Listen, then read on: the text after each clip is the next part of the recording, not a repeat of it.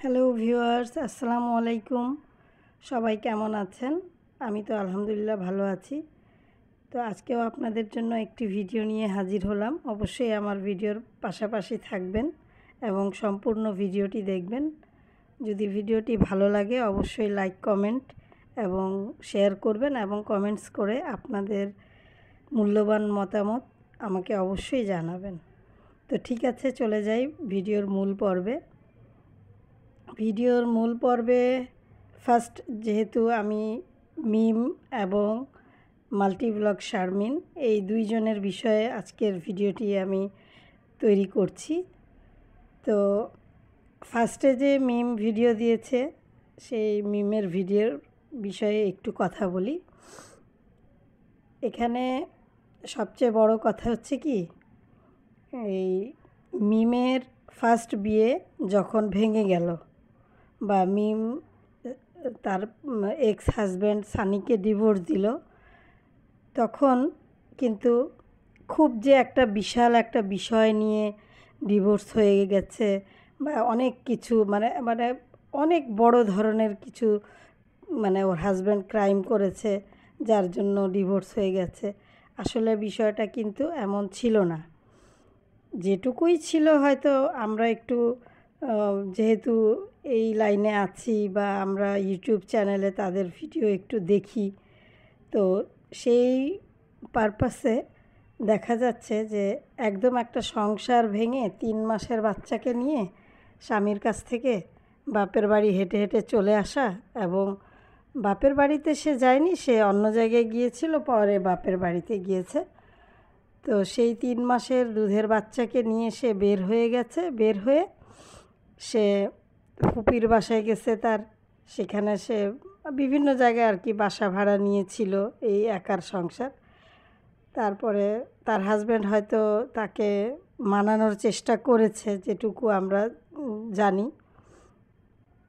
তো তারপরেও সে ফিরে যায় নাই, সে তাকে ডিভোর্স দিয়েছে। আচ্ছা, এখানে ভিউয়ার্স আপনাদের সাথে আমি একটা কথা বলি, সে এতটুকু একটা বাচ্চা নিয়ে যে সে ডিভোর্স দিল, সে তো একার মতামতে দেয়নি, তাই না? এখানে তার সবচেয়ে গুরু যে তার বোনকে যে ঠাকুর মানে, সেই বাংলাদেশি মমতি ঈশা ওই মহিলা ছিল, এবং পরকীয়ার রানী ছিল। তারপরে তার ভাই ছিল আরও 2টা, তার বাবা ছিল এবং তার মা ছিল। তখন কি তারা বুঝাইতে পারে নাই যে তুমি এই বাচ্চাটাকে রেখে বিয়ে করবা বা সংসার করবা অন্য কোথাও, বা এই বাচ্চাটাকে দেখাশোনার বা বাবার পরিচয়, এগুলো একটা অনেক বড় ব্যাপার।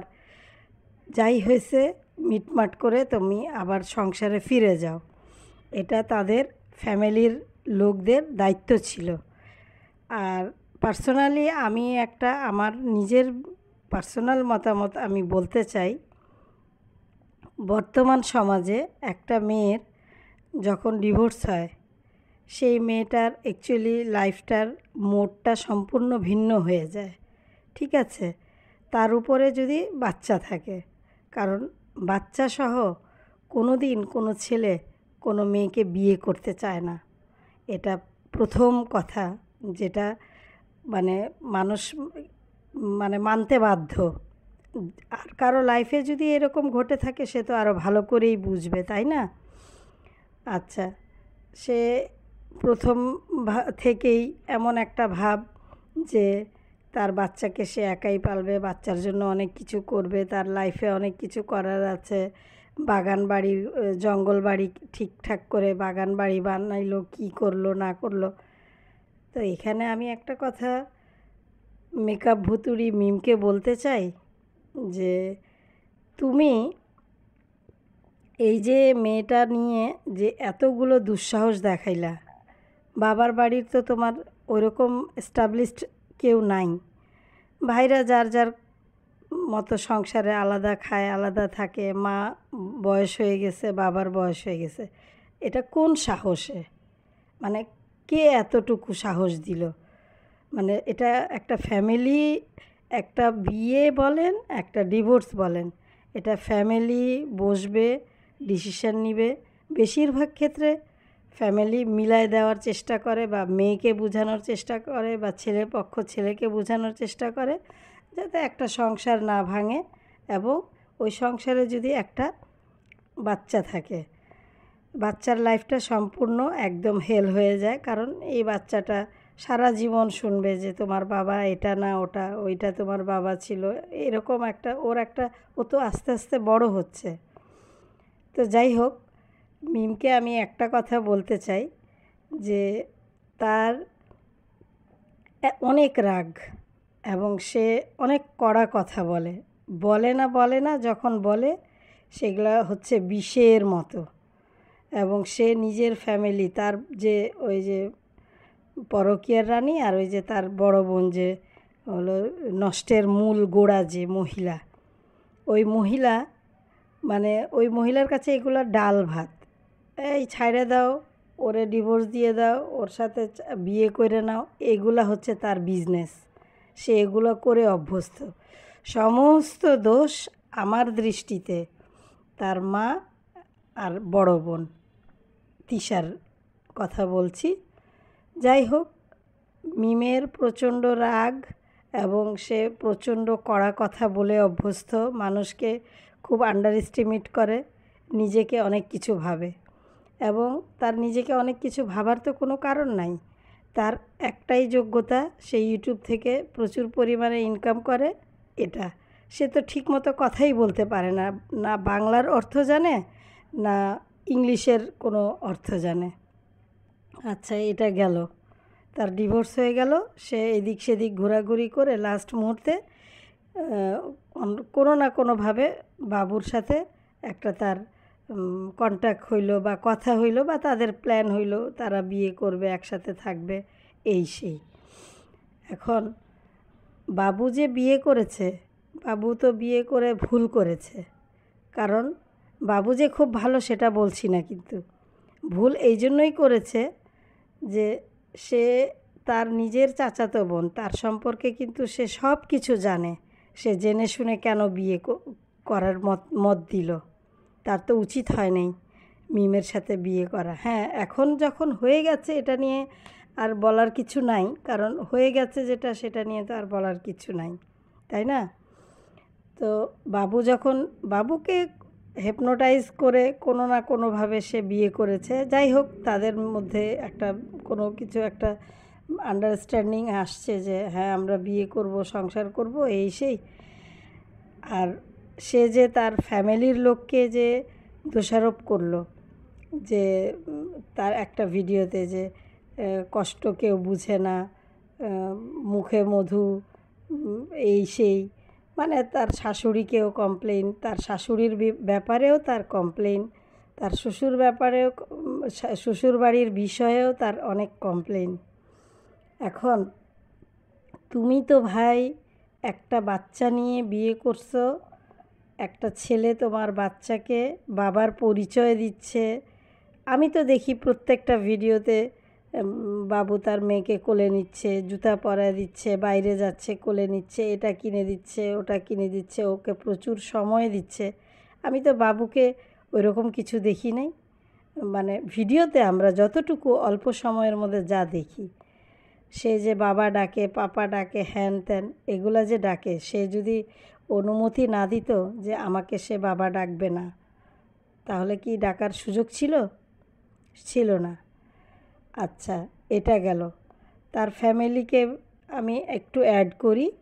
তার ফ্যামিলির মধ্যে সবচেয়ে বড় মন মানসিকতার পরিচয় হচ্ছে তারা যখন প্রথমবার নিজেরা কাবিন টাবিন করে বিয়ে শাদি হই হুল্লোড়, বোনদেরকে নিয়ে নোংরামি নষ্টামি করে সব অনুষ্ঠান করে টোরে একটা পরে দিয়ে আবার সেই পাবনার যে নষ্ট মহিলা ডাইনি, সে আবার চাচির হাত পা ধরে তেল টেল মাইখা মানে জাস্ট একটা মিল করে দিয়ে গেছে। বাট তারা যে তাদেরকে রেসপেক্ট করে না, এটা তো আমরা ভিডিও দেখি এবং বুঝি। এই যে বাবুর মা বেশি দিন হয় নাই সে তার হাজব্যান্ডকে মানে হারাইছে, উনি মারা গেছে। তো বাবুর মা, কোনো মাই কিন্তু কোনো ছেলের খারাপ চাইবে না।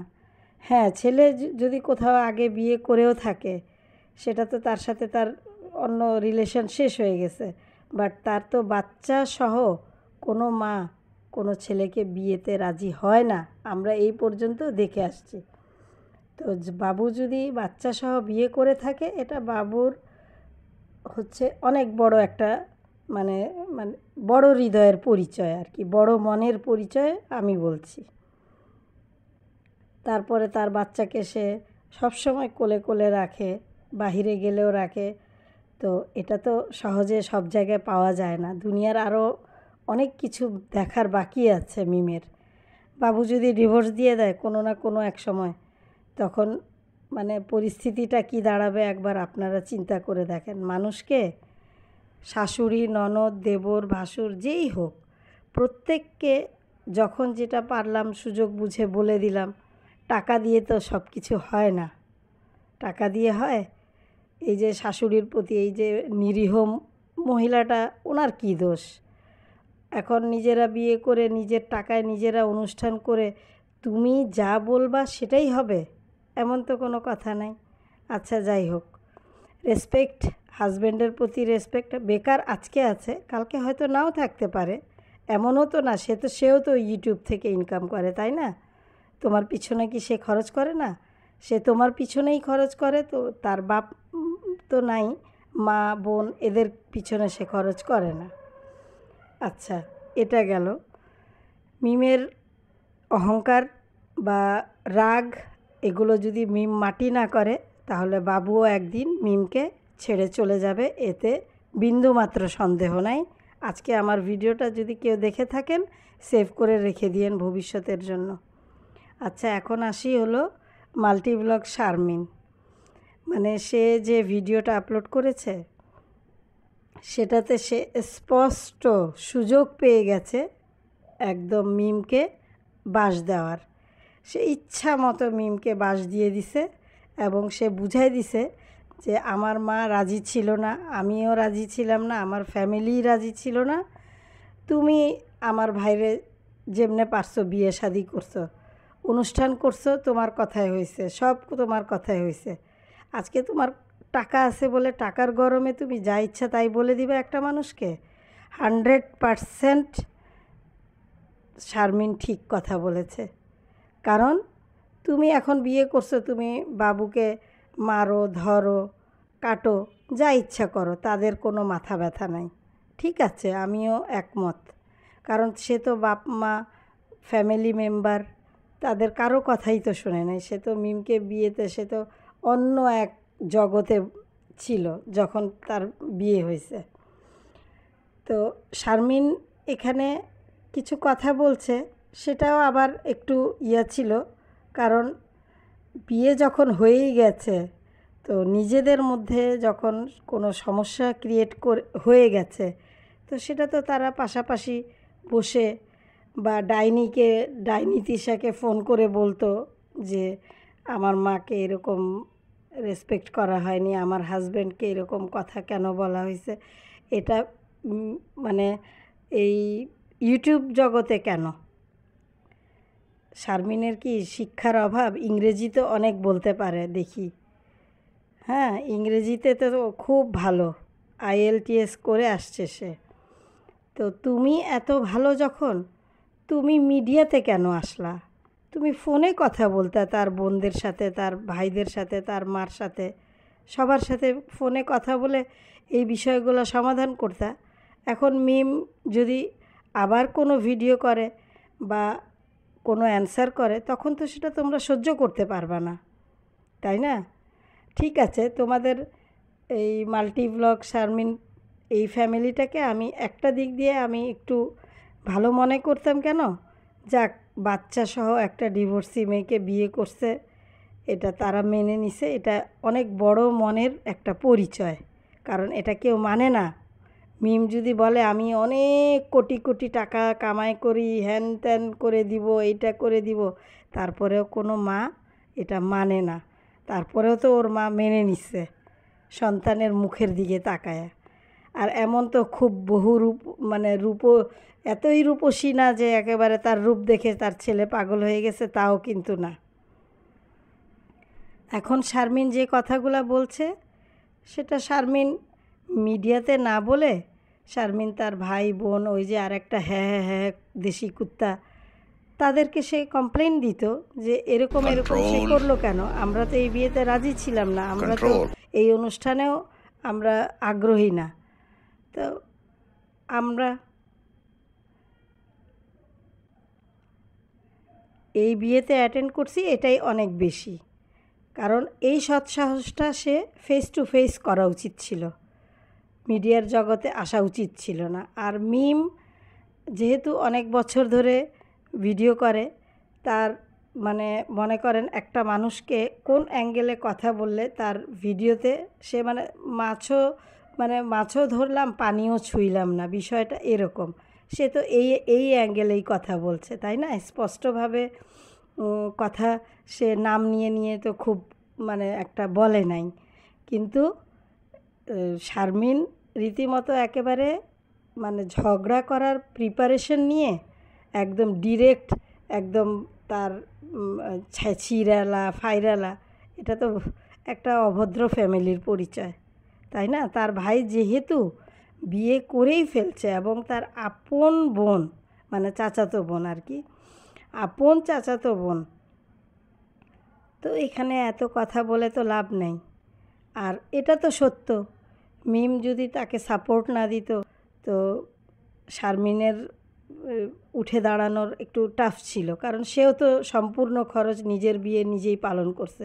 তার জামাই তো ক্যাবলাকান্ত ওই রাজমিস্ত্রি, সে কি এমন কি যোগ্যতা আলা স্বামীকে বিয়ে করছে যে তার যোগ্যতার কাছে তার একেবারে ইজ্জত নষ্ট হয়ে গেছে। তার জামাই তো একটা হিজড়ার মতো লাগে দেখতে, জুতার মতো চেহারা, লম্বা একখান নাক আর লম্বা চেহারা, মনটা চায় জুতা খুলে মাইরে দেই। আর বেহায়া ছ্যাঁচড়া মা বাপ সব ছোচা এদের। মেয়ের বাসায় এসে ছেলের শ্বশুরবাড়িতে কেউ এতদিন থাকে? যাই হোক ভিউয়ার্স, আপনারা অবশ্যই দেখেছেন এদের সব কাণ্ডকীর্তি। এখন আমি যেটা বুঝি সেটা হলো মিমের ফ্যামিলি তো আগাগোড়াই নোংরা, বা তার মা কথা বলে না, সামনে 4-5টা দাঁত নাই, তার মা অনেক ডেঞ্জারাস। যেহেতু তার মা এই বিষয়ে কোনো রকম ডিভোর্সের ব্যাপারে মেয়েকে কিছু বলে নাই, মেয়েকে বুঝায় নাই। তার বোন ডাইনি তিশা, যে নাকি বিশ্বের 1 নাম্বার একটা বাজে একটা মেয়ে লোক, সেও তো কিছু বলে নাই। তো তারা তো মেয়েকে সাপোর্ট দিয়ে, বোনকে সাপোর্ট দিয়ে এই পর্যায়ে নিয়ে আসছে। এখন যে মেয়ের ডিভোর্স হয়ে গেছে, বাচ্চা আছে, তো তোমার ভাই যদি বিয়ে করে, তো সে যদি সব কিছু মেনে নিয়ে বিয়ে করে, তোমাদের তো এখানে কিছু বলার নাই। তোমরা মিমকে নিয়ে ভিডিও বানাবা কেন? তোমাদের তো লজ্জা শরম কিছুই নেই, কারণ এটা তো একটা লজ্জারও বিষয়। আর যেসব কথা তুমি ফেস টু ফেস বলতে পারবা না, সেটা তুমি এই মিডিয়া জগতে এসে বলছো কেন? তোমার ফ্যামিলি কি কিছু শিখায় নাই? তুমি নিজের বিয়ে হয়ে গেছে, তুমি তাই বলে কি 3 হাত লম্বা লম্বা কথা বলবা? কথার মধ্যে তো একটা সৌন্দর্য থাকবে। ছিঁড়ালাইছে ফাইরালাইছে, ফাইরালা মাইরালা, এগুলা কি? এগুলা কোনো ল্যাঙ্গুয়েজ? এটা তো কোনো ল্যাঙ্গুয়েজ হইতে পারে না। হ্যাঁ, আমি একটা জিনিস আমি খেয়াল করে দেখেছি, মিম শ্বশুরবাড়ি থেকে একটু দূরে দূরে থাকতে চায়, একটু নিজেকে আলাদাভাবে নিয়ে ব্যস্ত থাকতে চায়। যেমন পরকীয়ার রানী যখন আগের হাজব্যান্ডকে ছেড়ে আসছে কিবরিয়াকে, তো সেও তো অনেক বিশাল একটা দুঃসাহসী মহিলা, কারণ তাকে তার ভাইরা জায়গা দিছে, তার মা জায়গা দিছে, এবং মা বাপ এই বিষয়ে কোনো হেডেক নাই। তার বোন যে এত বড় একটা খারাপ কাজ করছে এটা নিয়ে কিচ্ছু নাই। তো সেই বোনরা আবার মিমকে কি ভালো একটা শিক্ষা দিবে, তাই না? এখন মিম ভিডিওতে দুঃখ প্রকাশ করছে এবং বলছে খুবই স্বাভাবিক, সন্তানের উপরে পৃথিবীর কারো জন্য মায়া বেশি হইতে পারে না, এবং তার সেই বাচ্চাটা তো কিছুই বুঝে না, তাই না? জোর করে হলেও বাবুর উচিত ছিল যে তার মেয়েকে আবদিয়াকে সাথে নিয়ে যাওয়া। চলে আসবে, সকালে আসুক, অসুবিধা কি, একসাথে চলে আসতো। তো বাচ্চা না নেওয়ার মানে কি? বাচ্চাকে তারা মানে না, তারা শুধু মিমকে মানছে কোনো রকম। তো এই আর কি কাহিনী।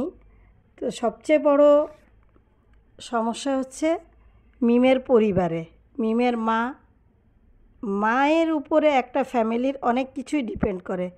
মা কী শিখাইছে, মা কি কেন মেয়েদের কথা শুনবে। শারমিনের এই কথা ঠিক, তার বোনদের সে কামাই খায়, সে কি বলবে? বুড়ি তো বোবা হয়ে থাকে, বুড়া বোবা হয়ে থাকে। মেয়েরা টাকা দেয়, তারপর সে সংসার চালায়, তারপর সে খায় দেয়, তারপর সে থাকে সুখে শান্তিতে। তার তো লজ্জা শরম নাই। তার মেয়েদের কাণ্ডকীর্তি নিয়ে মানুষ যে এত কথা বলে, সে কি দেখে না এগুলা? একটা মা হিসেবে তো সে বলতে পারতো, তোমরা ভালোভাবে ভিডিও করলে কইরো, নাইলে কইরো না। তোমাদের এসব কথা নিয়ে মানুষ আমাদেরকে গালাগালি করে, আমাদের বাপ মাকে তুলে কথা বলে। এটা তো একটা ভদ্র ফ্যামিলির পরিচয়। আর মিম কোনো দিন শাশুড়ি, ননদ, ভাসুর যাই বলে ওই ফ্যামিলির সাথে কোনো দিন যায় না, যাবেও না। এইটুকু সে দরকার ছিল পাবলিককে দেখানোর, যে আমার শ্বশুরবাড়ি নিয়ে আমি অনুষ্ঠান করলাম। ঠিক আছে ভিউয়ার্স, আজকের মতো এখানেই শেষ করলাম। নেক্সট একটা ভিডিওতে আপনাদের সাথে আমার আবার কথা হবে। ঠিক আছে, আল্লাহ হাফেজ।